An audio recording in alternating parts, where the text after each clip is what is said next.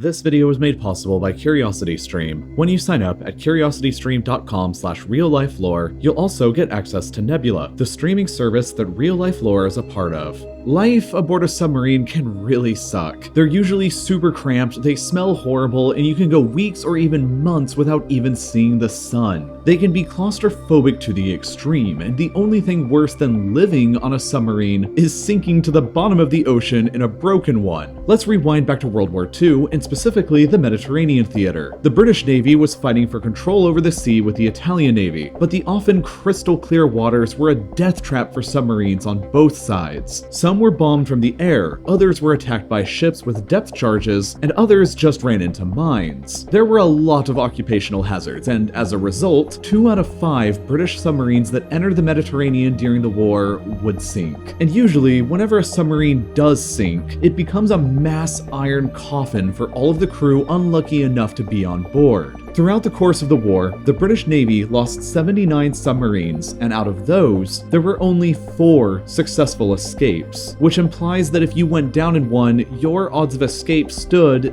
at only 5%. But out of those 4 successful escapes, however, the most fantastic one is the lesser-known story of the HMS Perseus and the sole survivor on board. HMS Perseus was a submarine that was assigned to Alexandria in British Egypt. Their main objective was to covertly transport supplies to the besieged island of Malta, a strategic British outpost in the center of the Mediterranean. On the 26th of November 1941, the sub left Malta back to Alexandria for more supplies, with the side quest along the way of patrolling the waters of the southern Aegean around the islands of Greece. Unfortunately, at 10 p.m. on the night of the 6th of December, Perseus struck an Italian mine just off the coast of the island of Kefalonia and began to sink. On board were 61 men, 59 of them being crew members and 2 of them passengers. One of those 2 passengers was a man named John Capes, who would somehow miraculously go on to become the sole survivor aboard the Perseus. After the sub struck the mine, Capes was awoken in his bunk inside of an empty torpedo tube by a loud explosion that threw him across the compartment.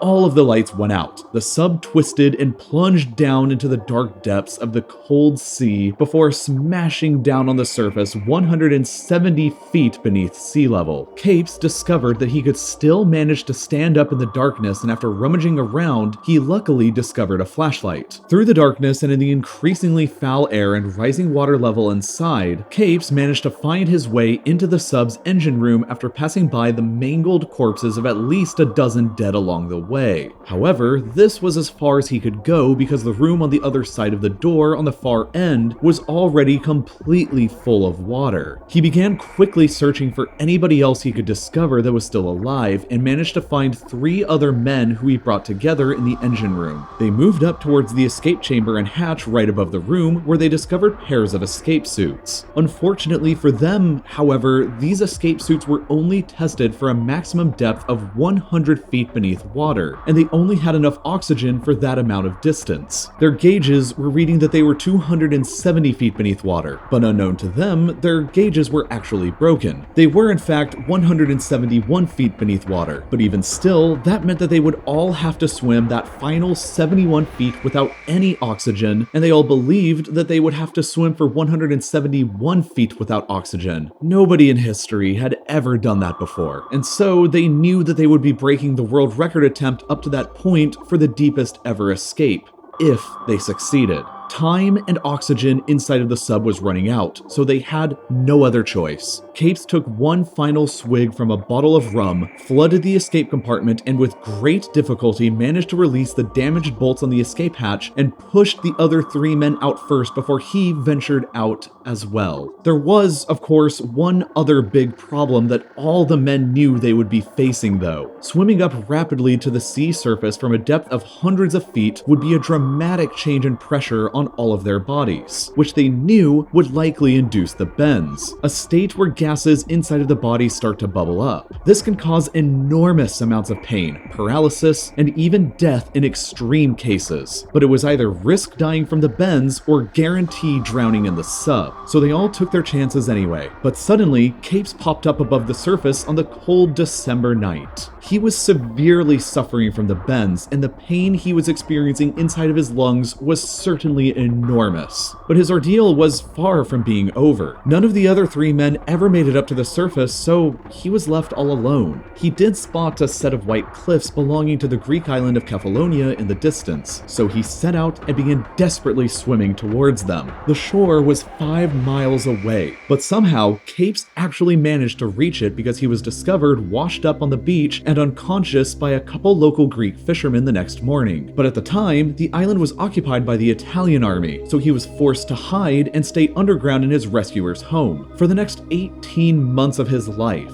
Capes was passed from house to house on the island as he attempted to evade capture by the Italians. He lost 70 pounds of weight during this time, and he even dyed his hair black to try and blend in more with the locals. Finally though, 18 months later in May 1943, after he became the sole survivor of his submarine sinking and becoming a washed-up refugee, the Royal Navy organized a rescue operation. He was smuggled away from Kefalonia aboard a humble fishing boat and taken over to Smyrna in neutral Turkey. From there, he was finally able to complete his journey to Alexandria 18 months later than he had anticipated. And for his heroism, Capes was awarded the British Empire Medal, but despite that, most people doubted that his survival story was true. Capes' name didn't appear on the Perseus' crew list when it departed from Malta after all, and British submarine commanders were previously ordered to bolt their escape hatches shut from the outside in order to prevent them from getting blown off during a depth charge attack. There were no witnesses to back up Capes' story. He had a reputation for being a great and natural storyteller, and his account of events would change over the course of decades following the end of the war. And his claim of escaping from a depth of 270 feet simply made things even harder to accept for most people. John Capes was widely considered to be a liar and an imposter by the time he died in 1985. It wasn't until 12 years after his death in 1997 that his incredible tale of survival could finally be verified and proven. The wreck of the HMS Perseus was finally discovered at the bottom of the Mediterranean that year off the coast of Kefalonia, and across a series of dives to it, researchers discovered the empty torpedo tube that Capes had made his bunk in, the escape hatch compartment opened exactly as he had described it, and even the bottle of rum that he claimed he had taken a final swig from before leaving. The depth was confirmed to be at 171 feet, and the gauges, reading 270 feet, were indeed broken inside. The wreck of the Perseus was found exactly the way that John Capes had described it, which forever vindicated him and his story as the submarine's sole survivor. It's simply tragic that he didn't live long enough to get the recognition that he deserved. The discovery of the Perseus wreck in the 90s gave historians all the information they needed to verify John Capes' story. So if you're curious to learn more about what exactly happened the night it sank and how Capes managed to survive, you should check out the full feature-length documentary, The Perseus Survivor, available right now on CuriosityStream. You'll see the actual submarine itself and dive deep into the evidence of John Capes' extraordinary survival with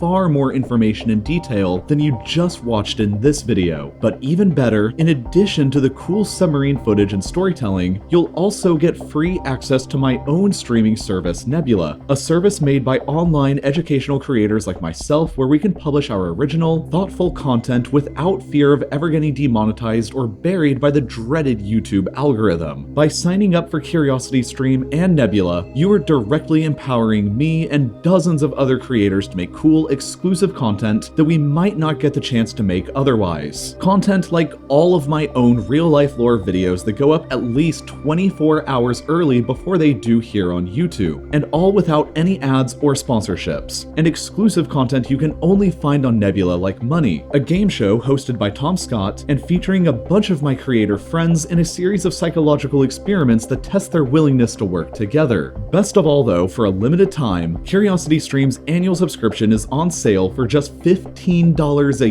year. That's half the usual price and for double the streaming services. So now is definitely the best time for you to sign up. So go ahead and sign up using the link in the description or by going to curiositystream.com/reallifelore. Watch cool submarine content and support creators by watching stuff we've made just for you. Everyone wins, and as always, thank you for watching.